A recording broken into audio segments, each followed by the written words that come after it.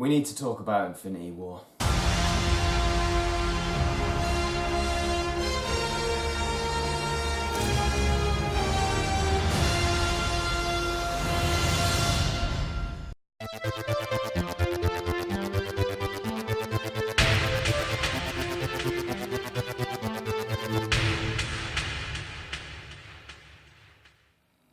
Hi there guys, it's Adam Martyn here, and welcome to this very spoilery review of Avengers Infinity War. First off, get a few things out of the way. Apologies for these glasses, some of you may have seen them before. I'm not wearing my contact lenses.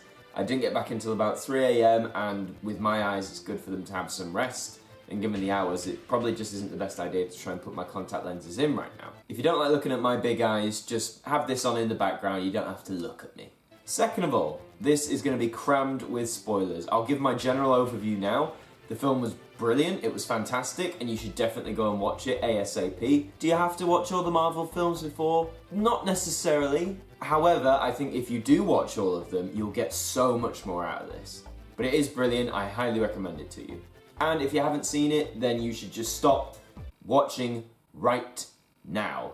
Because I've got my notes here on this notebook and we're going to get into some spoilers, so let's get talking about it. So let's first start with the pre-credits on the Asgardian refugee ship. This is from Thor Ragnarok, where we left off in the post-credits, and this ship has been decimated, like nearly everyone's dead. And to say this film starts off with a pretty big bang is kind of an understatement. I mean, I wasn't sure how it was going to start, but considering in the first 5 minutes, not only does Heimdall die, but Loki dies as well. This was something, I mean, I wasn't expecting it, but I kind of see why. I think Loki at this point has served his purpose in the MCU, you know, sort of outgrown whatever his plans were. I mean, he was a villain in the first Thor, he was the main villain in Avengers, so I feel Tom Hiddleston was great, but I'm not surprised that he's now gone. And the whole thing with the Hulk being defeated by Thanos, that's quite something. But yeah, just that whole first 5 minutes, like if you weren't hyped before, these first 5 minutes will get you shook. Like, okay, this is what we're dealing with. And also it just made me think, if the Asgardian ship is gone, that means we no longer have Korg. You know my buddy Korg? Korg's gone, sadly. I really like Korg from Ragnarok. But yeah, it seems everyone is dead. Apart from, of course, our God of Thunder. So I want to talk about the different groupings we had in this film, because of course, as I expected, we didn't have a moment in this film where all of the heroes came together in one mighty climactic battle. We had big groups, so first let's talk about the pairings of Iron Man with Doctor Strange and Spider-Man. I really like this group, I like sort of the conflict of egos. Sort of how Stephen Strange at first, you know, he's sort of adopted more of a moral high ground and all that stuff, because at the start of Doctor Strange he was a bit egotistical as well and all that, and of course Tony Stark has been riddled with that, so it's nice to see those two sort of spar off against each other. Spider-Man just got me in this film. Like Tom Holland does a brilliant job of playing the innocence of a young Peter Parker, shall we say. And there's certain moments in this film that I'll come to that really, you know, they really tug at you. I mean, we've only seen him in one full film, but whew, more on that later. It's a really nice trio that they have there, and all the scenes we're in together I loved. And then we have the vigilantes, if you will. So we have Captain America, Black Widow and Falcon, who of course come in because Bruce Banner rang them, and they help out Vision and the Scarlet Witch. It's nice that they don't necessarily address that Cap isn't Captain America anymore. Of course he's not wearing his costume or his iconic costume, but he never addresses himself as Captain America.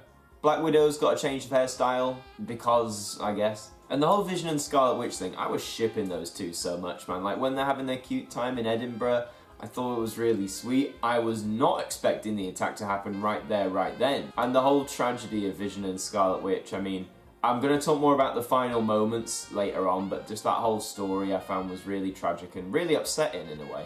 Then of course you have the Wakandans and Black Panther, which Captain America and co do go to Wakanda. It's nice to see T'Challa again, and all that culture and all the side characters. It's really cool, and the whole fight scene there, I mean, talk about epic. It's like, it reminded me in a weird way of the Battle of Naboo from Star Wars Episode 1, but only like this was actually good. This was how the Battle of Naboo should have been. But I think the characters that were sort of most influential and had the most pull in this film, or the most at stake, were the Guardians of the Galaxy. Of course, a lot of them have more of a direct relationship with Thanos. Gamora, of course, is his adopted daughter, and Drax lost his entire homeworld, including his wife and daughter, to Thanos' orders. So there's a lot more personal stake in that. But what I love as well, they keep the Guardians' humour, you know, it's not lost on anything, it's all there and present, it's still really funny. I mean, the whole film's really funny. You got Drax just being Drax, because Drax is hilarious. Quill trying to act the big man and all this sort of stuff. But the Guardians, I think, have the most sort of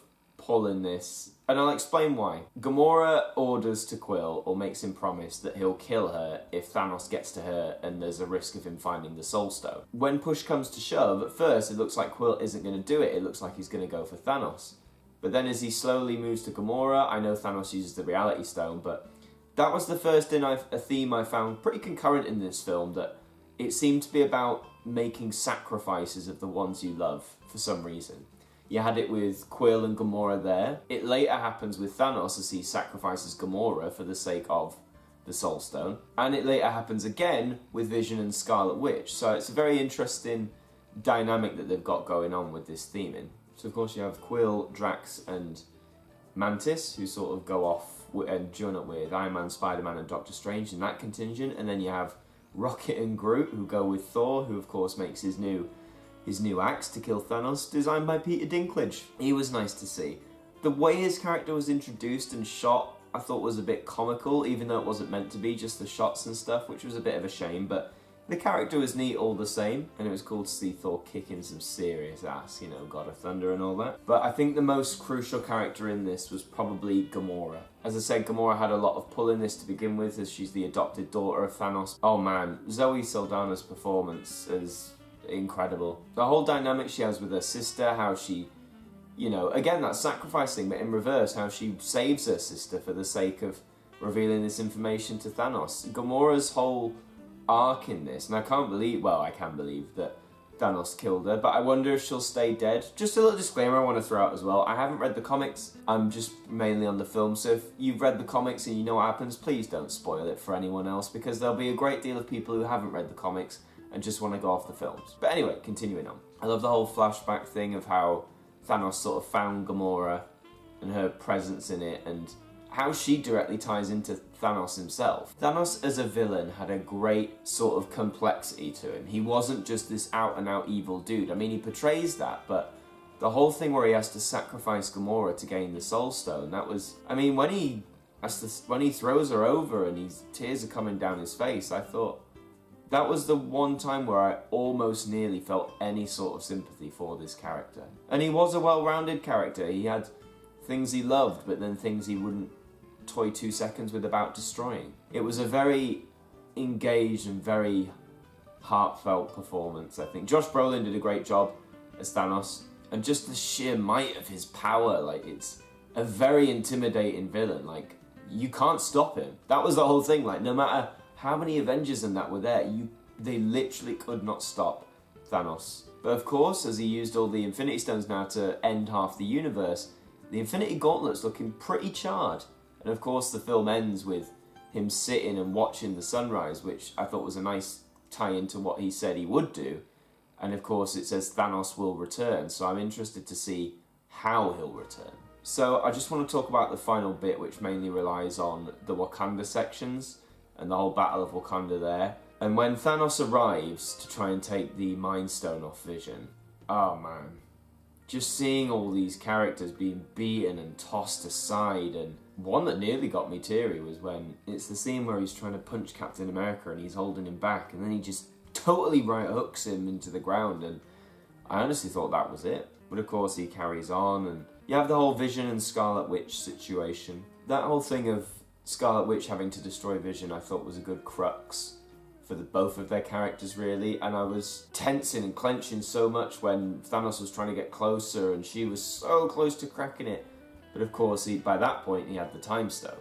And the Time Stone just fucks it all up, man. Those final 10 minutes were probably some of the most intense piece of cinema I have ever had the pleasure to watch. I mean, by the end of it, we've lost about half the characters from the MCU. When Spider-Man faded away, man, that was heavy. And I just thought, he's just a kid, and he doesn't want to leave, and it's heartbreaking. It really is heartbreaking. And seeing all your favourite characters, some of them just fade away, like Black Panther, Doctor Strange, they're all just now gone. And I'm very interested with the cast we have left. We have people like Captain America, Black Widow, Bruce Banner, Thor, Tony Stark of course, and like people like War Machine and the Wakandan General. It's a very interesting mishmash of people we have left, and I'm interested to see how that will carry forward. But yeah, this film was very intense, very, very intense. Be prepared for a few shocks in there. It's very emotional, insanely emotional, and it's also very funny. The humour in this film is absolutely fantastic. It's still the Marvel humour that we know and love. They didn't skimp out on anything, and I think the Russo brothers, who are the directors, to assimilate all these characters into one film and still tell a cohesive story and make it really interesting, they did a good job. Overall, sorry if my speech has been a bit pacey and with my thoughts, because I'm still trying to, it's only been half a day, I'm trying to process everything. I think when you see this, that's the thing, you'll probably want to see it again, because you just have to process all this information that's coming at you at once, and I'm just trying to digest it for you guys. But if you're watching this, you've probably already seen the film, and I appreciate you trying to watch. If you've watched all the way to the end, that's great. Bring on Infinity War Part 2, or whatever they end up calling it. But please, for the sake of it yet, do not post any comments about the film's content. I know this is a spoiler review, but sometimes people will read the comments regardless, and I just don't want anything to get spoiled for anyone. Thank you very much for watching this video, and I really hope you enjoyed Avengers Infinity War. Please leave a like, a comment, share, subscribe, and until the next video, I will see you guys next time.